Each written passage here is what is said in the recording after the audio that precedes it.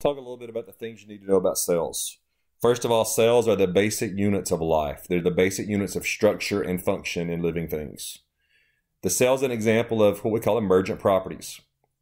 The parts of a cell by their own, the organelles, for example, by their own, can't really do anything. But if you put them all together into one unit, you get a cell. You get life. Life emerges. So when you put the parts together, you get new important properties. That's emergent properties. So there's two main types of cells. There's prokaryotic cells. These are things like bacteria, eubacteria, and archaea that evolved before the evolution of the nuclear membrane and the nucleus.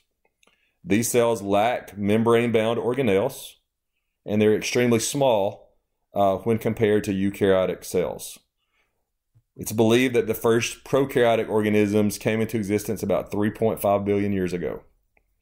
But think about bacteria and archaea. Eukaryotic cells, on the other hand, evolved after the evolution of the nucleus. All organisms on Earth, other than eubacteria and archaea, are composed of eukaryotic cells. These cells have a membrane-bound nucleus and some membrane-bound organelles. Let's talk about the endosymbiotic hypothesis. It was proposed by Lynn Margulis in the 1960s.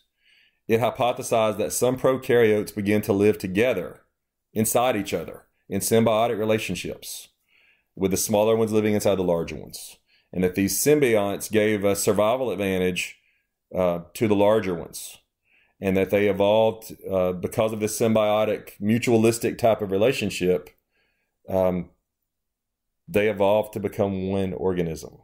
The smaller organisms gain protection from the elements. The larger ones gain some type of ability, maybe better energy production or better motility, better able to move. Over time, DNA segments were swapped and it created some type of permanent existence or genetic annealing. The smaller prokaryotes living inside eventually became the organelles within the larger prokaryotes. There's lots of evidence for this hypothesis found in mitochondria and chloroplast. Both those organelles have their own single circular chromosome that looks very much like a bacterial chromosome. They both have ribosomes that are very similar to those found in bacteria. They're both able to independently reproduce, independently of the cell they're living in, and the process they reproduce with looks very much like binary fission, same way bacteria reproduce. They also have a double phospholipid cell membrane, which might be evidence of phagocytosis of the original symbiotic organisms. Here we can see endosymbiosis happening. Now, some of the organelles, like maybe a lysosome or a vacuole, those might have formed by the actual membrane just invaginating on itself in a process called membrane invagination. But some of them, like mitochondria, like chloroplast, maybe even like cilia or flagella in particular, might have formed through this process of endosymbiosis. Let's talk about the importance of surface area to volume ratio. So as cells grow, the surface area to volume ratio for the cell decreases. Think of the surface area like the cell membrane and the volume like the internal contents of the cell. As the cell gets larger, it becomes harder and harder for a cell to transport in and out enough of the required materials. This is the main reason that cells stay small.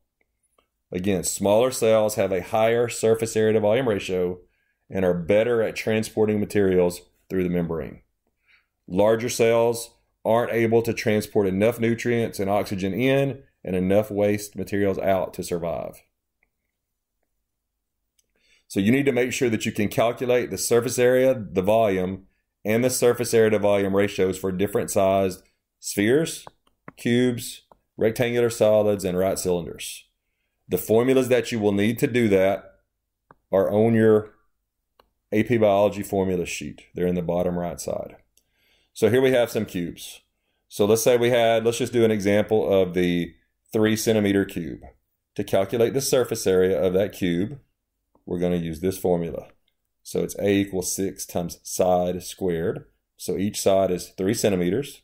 So let's go 3 times 3 to get 9, times 6 to get 54. So the surface area is 54 square centimeters. to calculate the volume of a cube, you're going to essentially length times width times height, or you're going to go side cubed. So the volume of that cube is 3 times 3 times 3, which is 27 centimeters cubed. So the easiest way to get the surface area to volume ratio is you can just write it as is. So you could write it as 54 to 27. I would prefer that you reduce it down. And typically the way you would do that is just to divide both sides of this colon by the smaller number. So 54 divided by 27 is 2. 27 divided by 27 is 1. So the surface area to volume ratio is 2 to 1. So you can do the same approach with any of these shapes. You never know which one they might ask you to calculate on the AP exam. So there are some other ways to increase the surface area to volume ratio. The most common way is just to keep the cell small. But some other examples, folds. The mitochondria, the inner mitochondrial membrane is all folded. Or the flat pancake-like stacks of inside a chloroplast. All those give it more surface area. The inner lining of your stomach is folded. The inner lining of your small intestine has all kinds of extensions and folds called villi and microvilli. These increase the surface area without increasing the overall size or volume. Thereby, they increase the surface area to volume ratio and make the structure better at doing whatever it's trying to do. Another thing, longer, thinner cells have a higher surface area to volume ratio than shorter, thicker cells. So let's talk just a bit about prokaryotic cell structure. Here's a typical prokaryotic cell. First of all, prokaryotes are unicellular. They're made of one cell. They have a singular circular chromosome that's not enclosed in a nuclear envelope. They do have ribosomes. All living cells need ribosomes to make proteins, and they have cytoplasm. They don't have any membrane-bound organelles like mitochondria or chloroplast. Most prokaryotes have a cell wall. That's to protect them from, to protect the underlying cell membrane and also to keep the cell from bursting when it's in an aquatic environment. It's usually made of this protein and sugar substance called peptidoglycan in most eubacteria. Some bacteria also have a capsule on the outside. It's like a sticky mucus covering, and that helps the bacterial cell to adhere to surfaces. It can also help to be an added protection against a host cell's immune system. Some bacteria have these hair-like extensions called pili, and these can help the bacteria adhere. They can also be involved in process of conjugation, where two prokaryote cells will combine, they'll attach together, and they'll do some swapping of DNA to get some genetic variability. They also can be involved in movement. Although we think of a lot of bacteria as germs that can make us sick, most bacteria are actually beneficial to us and to the environment. They're involved in decomposition of materials. They're involved in mineral recycling. Some bacteria fix nitrogen and make it available to life. Some do photosynthesis. Many of them are used in the manufacture of our foods and also in the manufacture of chemicals that we need. So eukaryotic cells they compose plants, animals, fungi, and algae. We think the first eukaryotic cells evolved from prokaryotic descendants about 2.7 billion years ago. Eukaryotic cells are larger and more complex than prokaryotic cells. They have a membrane-bound nucleus and membrane-bound organelles. The cell membranes of both eukaryotes and prokaryotes are usually pretty similar. The cell membrane is selectively permeable or semi-permeable. This means that it allows some things to enter and exit, but it keeps other things from being able to enter and exit. In most cases, small nonpolar substances can enter the cell easily, while large and or polar charged substances either can't enter or they have to be brought in through some type of protein channel. The major job of the cell membrane is to carry out transport of materials. A phospholipid bilayer makes up most of the membrane. It also makes up the organelle membranes. Phospholipids are amphipathic. This means they have a hydrophilic polar side of the molecule and a hydrophobic nonpolar side of the molecule. So when they're put in water, they form a bilayer with the hydrophilic parts pointing both out of the cell and into the cell, and the hydrophobic parts pointing toward each other in the center of the bilayer. So here's a phospholipid. Here's the hydrophilic polar head and the hydrophobic polar tails. And we see that when they're put in, surrounded by water, they form these bilayers with the hydrophobic tails on the inside and the hydrophobic heads pointing both toward the outside part of the cell and toward the inside part of the cell. So there are several kinds of proteins that are embedded in this phospholipid bilayer. There are integral proteins which won't run completely through the bilayer. They can function in transport. There's also peripheral proteins that are located on one side or other of the membrane. They don't extend all the way through. They can act as receptors for cell signals. They can act as enzymes, or they can be parts of the cytoskeleton and help to maintain the integrity of the cell. Cholesterol is also found in the cell membrane. So we know cholesterol is a steroid, a lipid. It helps to keep the membrane from being too fluid and too permeable to small molecules. It also helps to secure certain proteins that are embedded in the membrane. Another function of cholesterol is it helps to keep the cell membranes of plants from freezing when they're exposed to very, very cold temperatures. Our current understanding of the plasma membrane or the cell membrane is that it's a fluid mosaic. It's made of these fluid, liquid-like lipids with proteins embedded within it. All the pieces can move laterally, kind of like students that can move from seat to seat in a room. Water, on the other hand, prevents the vertical movement, in and out kind of movement. Here's our understanding of the membrane. So mostly a phospholipid bilayer. These blue structures are all proteins embedded within that membrane. And these bright yellow structures are cholesterol molecules that are also part of the membrane. So just a bit about eukaryotic cell structure. The plasma or cell membrane holds the cell together and helps to regulate the things that can enter or exit. The nucleus contains the DNA. The DNA codes for the cell's proteins, which end up determining both the structure and function of the cell. The cytoplasm or cytosol is the fluid-filled space that contains all the organelles and makes up most of the volume. And then the organelles are the structures that specialize to carry out very specific functions within the cell. By this specialization, they divide up the labor and they make the cell more efficient. Notice in bold here, it's important to note that the number and the distribution of organelles differs from cell type to cell type, even within the same organism. So just a few eukaryotic cell structures to be familiar with. The nucleus is like the control center. It's the source of the genetic information or DNA. It's surrounded by a nuclear envelope that has pores that allow certain substances to move in and out of the nucleus, like for example, the mRNA needs to be able to move in and out. Ribosomes need to exit the nucleus. The ribosomes are not membrane-bound organelles, but they're cell particles made of rRNA and proteins. They're the structures that make proteins in the cell. They're the sites of protein synthesis. There's two main types. There's the freely floating ones that float in the cytoplasm and make proteins that stay in the cytoplasm of the cell and function there. And there are bound ribosomes that are found on the surface of the rough ER. They make proteins that are either transported out of the cell or proteins that end up embedded in the cell membrane. So I already kind of talked about the ER. The rough one is the one that has the ribosomes bound to it and makes proteins that are shipped out.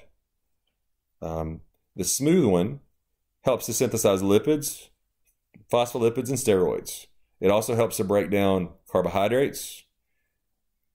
It also plays a role in detoxification of the blood, especially within the liver. And it can act to store calcium that's needed for muscle contractions. The Golgi apparatus or Golgi body stores proteins and modifies them. It may add sugars to them, for example, glycoproteins. It acts as a warehouse for the storage of proteins, but it eventually packages those proteins and ships them out in secretory vesicles. It's usually located near the cell membrane. Lysosomes contain powerful hydrolytic enzymes and acids. They help to carry out the process of intracellular digestion. They break down materials within a cell.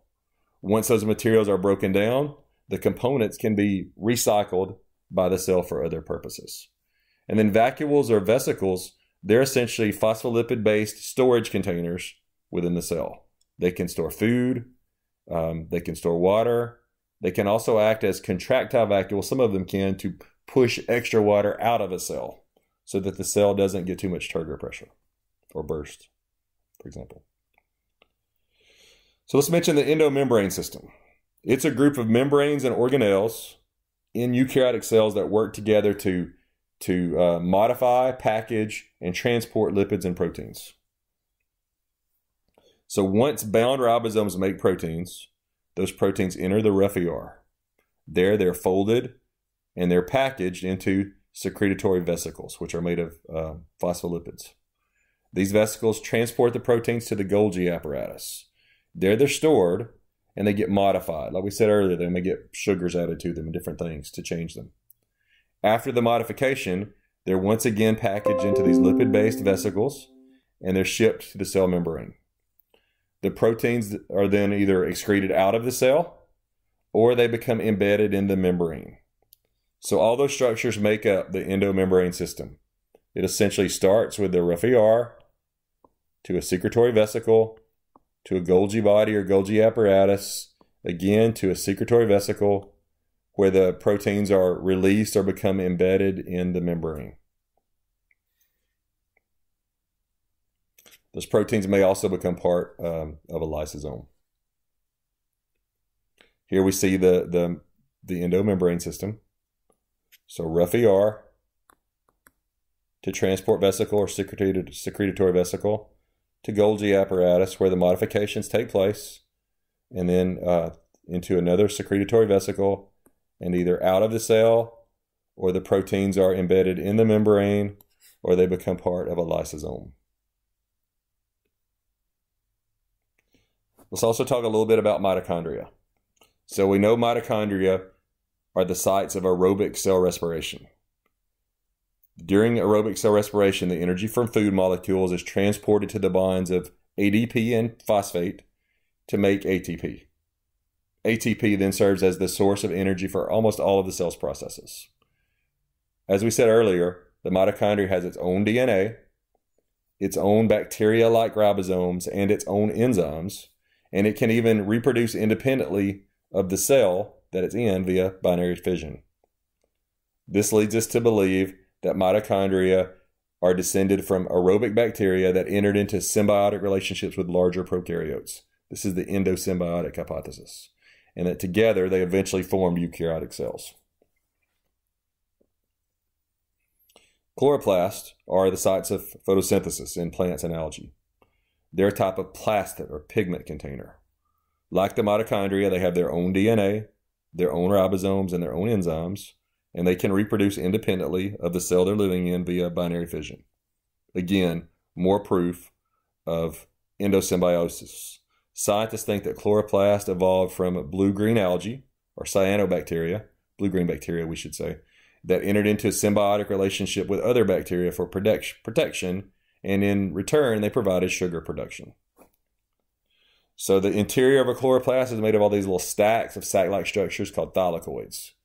These increase the surface area needed to carry out the light-dependent part, the first part of photosynthesis. The stroma is the fluid-filled watery space in between those thylakoids. It's the site where the Calvin cycle occurs. This is the part of the metabolic pathway where sugar is actually made.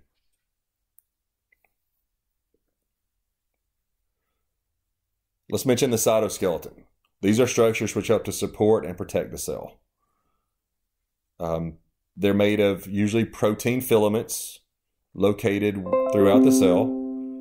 They have lots of functions. Not only do they help to support and protect, parts of the cytoskeleton act as the spindle fibers, which help to move the chromosomes in the cell in mitosis and meiosis. The cytoskeleton also helps to make up structures like the flagella and the cilia, which aid in cell motility. There are other structures within the cytoplasm that move materials within the cell itself.